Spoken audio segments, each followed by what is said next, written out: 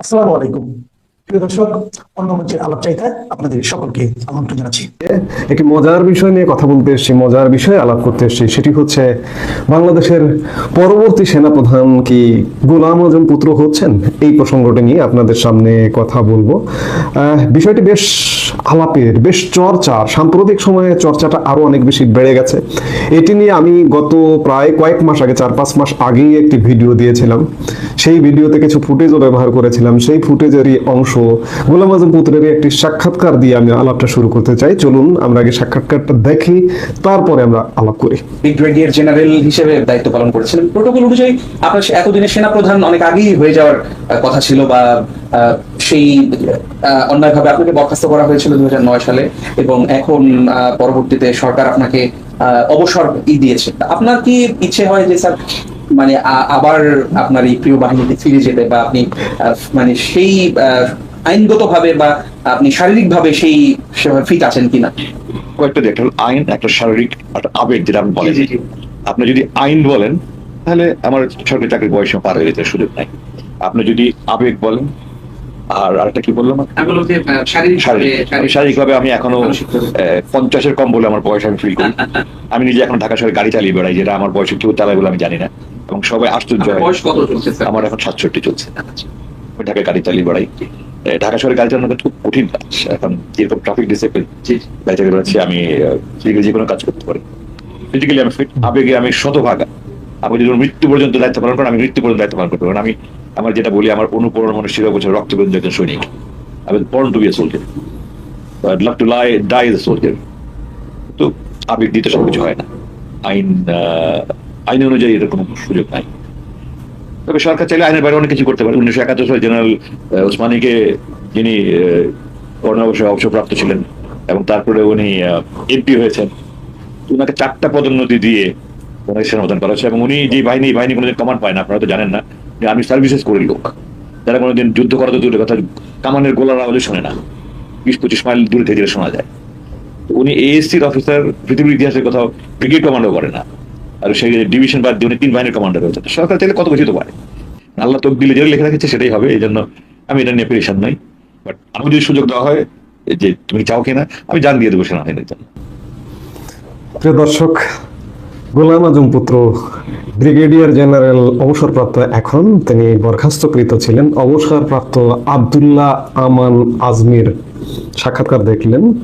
সাক্ষাৎকারেও তিনি মনের ইচ্ছা প্রকাশ করলেন। তিনিও কিন্তু সেনাবাহিনীর দায়িত্ব নিতে প্রস্তুত। ফিজিক্যালি তিনি গাড়ি চালায় বেড়ান ঢাকা শহরে, মানসিকভাবে তিনি 50, তার বয়স এখন 67 বছর। তিনি সেনাপ্রধান হবার স্বপ্ন দেখছেন। হয়তো জামাতের পক্ষ থেকে হয়তো স্বপ্ন দেখা হচ্ছে যে ব্রিগেডিয়ার জেনারেল আব্দুল্লাহ আমান আজমিকে বাংলাদেশের পরবর্তী সেনাপ্রধান বানাবেন। হতে পারে, কারণ আপনারা ইতিমধ্যে দেখেছেন পুলিশের আইজিপির বয়সও কিন্তু এখন 68 বছর, ডিএমপি কমিশনারের বয়সও কিন্তু 68 বছর, নিয়ম বহির্ভূতভাবে সম্পূর্ণ। 8 বছর 10 বছর আগে তারা অবসরে গেছেন, তাদেরকে ডেকে এনে তাদেরকে চাকরিতে দেওয়া হয়েছে। এই দেবার কারণে পুলিশ বাহিনী আউট অফ কন্ট্রোল। শুধু গোলাম আজম পুত্র ও আব্দুল্লাহ আমান আজমিকে দায়িত্ব নিয়ে এসে দেওয়া হোক, দিলেই সেনাবাহিনীটাও ধ্বংস হয়ে যাবে। ধ্বংসপ্রায় হবার পথে। কারণ গত 1 বছরের সেনাবাহিনীর ভূমিকা মানুষের কাছে, অন্ততপক্ষে বাংলাদেশের মানসপটে, একদম ধ্বংসপ্রাপ্ত। আব্দুল্লাহ আমান আজমির সেনাপ্রধান হবার বিষয়টা আরো বেশি উস্কে দিচ্ছে কয়েকদিন ধরে বিভিন্ন গণমাধ্যম, ভারতীয় এবং পাকিস্তানি গণমাধ্যম। ভারতীয় গণমাধ্যমে কয়েকদিন আগে একই সময়ে, গত 16 আগস্ট, পাকিস্তানি গণমাধ্যমে একটি কলাম প্রকাশিত হয়েছে। এক ভদ্রমহিলা কলাম লিখেছিলেন যে আব্দুল্লাহ আমান আজমিকে এই সরকার এসে বরখাস্তের আদেশ প্রত্যাহার করে স্বাভাবিক অবসর দিয়েছে, সুযোগ সুবিধা দিয়েছে। 2009 সালে তাকে বরখাস্ত করা হয়েছিল আওয়ামী লীগ সরকারের সময়। সঙ্গত কারণেই বরখাস্ত করা হয়েছিল, যৌক্তিক কারণেই বরখাস্ত করা হয়েছিল। সেই বরখাস্ত আদেশ প্রত্যাহার করে ইউনূস সরকার এসে গত ডিসেম্বরে তার বরখাস্তের আদেশ প্রত্যাহার করে স্বাভাবিক অবসর দেওয়া হয়েছে। তাকে সেনাবাহিনীতে ফেরাবার আলাপ হচ্ছে। ভারতীয় গণমাধ্যম আনন্দবাজার লিখেছিল যে তাকে দিয়ে পাকিস্তান ব্যবহার করবে, তাকে দিয়ে ভারতে হামলা করবে, এসব লিখেছিল। আর পাকিস্তানের ইংরেজি দৈনিক ক্যাসলাইনে 16 আগস্ট লেখা হয়েছিল যে এই গোলাম আজমের পুত্র আব্দুল্লাহ আমান আজমিকে শুধুমাত্র চাকরি থেকে অবসরের প্রজ্ঞাপনের মধ্যে সীমাবদ্ধ থাকাটা ঠিক হবে না, তার জন্য যথাযোগ্য মর্যাদা হয় না তাকে ফরেস্টার জেনারেল অথবা সেনাপ্রধান করতে হবে, নতুবা তাকে জাতীয় নিরাপত্তা উপদেষ্টা করতে হবে, ইত্যাদি ইত্যাদি। অর্থাৎ এক খোয়াবনামা, এক কল্পনার ফানুস উঠছে পাকিস্তানিদের মধ্যে, জামাতিদের মধ্যে। এমনকি আপনি গোলাম আজম পুত্রের সাক্ষাৎকারেও শুনলেন। আপনি বলুন স্বাভাবিক দৃষ্টিতে যে এই ভদ্রলোক আজ থেকে 16 বছর আগে অবসর করে গেছেন, তিনি সেনাবাহিনীতে এসে নিয়ম বহির্ভূতভাবে, নিয়ম অনুযায়ী উপায় নেই, গোলাম আজম পুত্র নিজেই বললেন নিয়ম বহির্ভূতভাবে তো অনেক কিছু হয়েছে, পুলিশে দায়িত্ব দেওয়া হয়েছে, আর্মিতেও যদি দায়িত্ব দেওয়া হয়, সরকার যদি চায় অনেক কিছু করতে পারে। গোলাম আজম পুত্র নিজেই বললেন সরকার যদি চায়, কিন্তু সরকার চাইবে, সেনাবাহিনী গ্রহণ করবে, এখনকার সেনা কর্মকর্তারা গ্রহণ করবে, এটি ভাবেন কিভাবে? এগুলো পাগলের প্রলাপ ছাড়া কিছু নয়, এগুলো কল্পনার ফানুস ছাড়া আসলে কিছু নয়। আমাদের সেনাবাহিনীতে যোগ্য অফিসার এখনো আছেন। প্রথমত বলি যে বর্তমান সেনাপ্রধান জেনারেল ওয়াকারুজ্জামান, যিনি প্রথমত এখন সেনাপ্রধান আছেন, তিনি আগামী 2027 সালের 22শে জুন পর্যন্ত দায়িত্ব শেষ, কর্মদিবস হবে তার 2027 সালের 22শে জুন।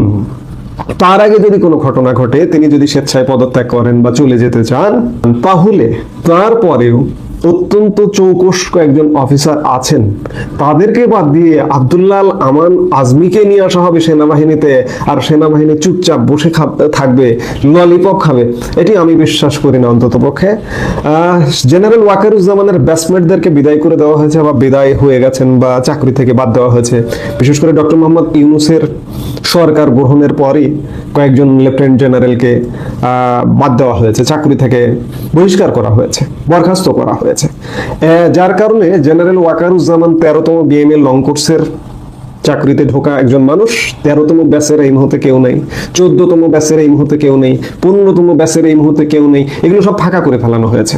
16তম ব্যাচের এই মুহূর্তে কেউ নেই, আছেন জেনারেল ওয়াকারের পরে। এখন যদি জ্যেষ্ঠতার ভিত্তিতে আমরা চিন্তা করি, তাহলে lieutenant general Mizanur Rahman Shamim, chief of general staff CGS, যিনি 17তম বিএমএ লং কোর্সের একজন কর্মকর্তা এবং অত্যন্ত চৌকস একজন কর্মকর্তা। মিজানুর রহমান শামীম বীর প্রতীক খেতাবপ্রাপ্ত, বিশেষ করে পাহাড়ে পার্বত্য চট্টগ্রামে অভিযান চালানোর কারণে তিনি বীর প্রতীক খেতাব পেয়েছেন। তিনি হবেন যদি জ্যেষ্ঠতার ভিত্তিতে কল্পনা করা যায়, কিংবা জেনারেল ওয়াকারুজ্জামান তার নির্দিষ্ট মেয়াদের আগে যদি চাকরি থেকে চলে যান, তাহলে মিজানুর রহমান শামীম হবেন। যদি মিজানুর রহমান শামীমকে টপকাতে হয়, তাহলে 17 পরেও বেশ খানিকটা ফাঁকা হয়ে গেছে। 20তম বিএমএ লং কোর্সের আরেকজন আছেন লেফটেন্যান্ট জেনারেল মোহাম্মদ শাহিনুল হক, তিনিও চৌকস অফিসার। এই মুহূর্তে তিনি এনডিসির কমান্ড্যান্ট হিসেবে আছেন, তিনি হবেন। শামীম যদি কোনো কারণে মিস করে কিংবা শামীমকে যদি টপকাতে হয় জ্যেষ্ঠতা, তাহলে মোহাম্মদ শাহিনুল হক হবেন। এরপরে আছেন লেফটেন্যান্ট জেনারেল কামরুল হাসান, এই মুহূর্তে পিএসও হিসেবে দায়িত্ব পালন করছেন 3 নম্বরে, তিনি হবেন। এতদূর যাবে না, কারণ প্রথম যিনি থাকবেন তিনি হতে পারেন, দ্বিতীয় হতে পারেন, এত পিছনে আসার কথা না। লেফটেন্যান্ট জেনারেল কামরুল হাসান আসার কথা নয় এখন, যেটি হোক না কেন। আর তারপরে আরো 2জন লেফটেন্যান্ট জেনারেল আছেন, যারা বর্তমান ইউনূস সরকারের আমলে প্রমোশন প্রাপ্ত। লেফটেন্যান্ট জেনারেল ফয়জুর রহমান 1 বছর হননি, তিনি প্রমোশন পেয়েছেন লেফটেন্যান্ট জেনারেল হিসেবে। এবং লেফটেন্যান্ট জেনারেল মোহাম্মদ মইনুর রহমান, তিনি আছেন, তিনি সদ্য প্রমোশন পাওয়া, 1 বছরও প্রমোশন হননি, তাদের হবার কোনো সম্ভাবনা নাই।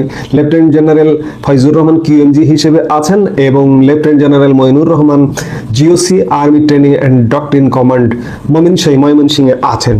অর্থাৎ আব্দুল্লাহ আমান আজমির যে সেনাপ্রধান হওয়ার স্বপ্ন তিনি যদি নিজে দেখেন, কিংবা জামাতপন্থীরা জামাত যদি দেখেন, কিংবা অন্য কোনো পক্ষ দেখেন, যদি পাকিস্তান দেখেন যে তাকে সেনাপ্রধান বানাবেন, বানিয়ে একটা কিছু করবেন, এটা মনে হয় হবে না।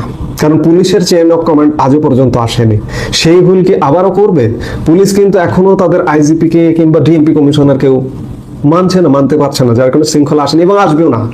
এইভাবে যতদিন থাকবে আসবেও না, পুলিশের শৃঙ্খলা আসেনি। সেনাবাহিনীতে জোর করে চাপিয়ে দেওয়া যেতে পারে, কিন্তু সেনাবাহিনী, আমি বারবার বলি যে এটা একটা সাপের খাঁচা, এখানে হাত দিলে হয়তো সাপ কামড় দিয়ে দেবে।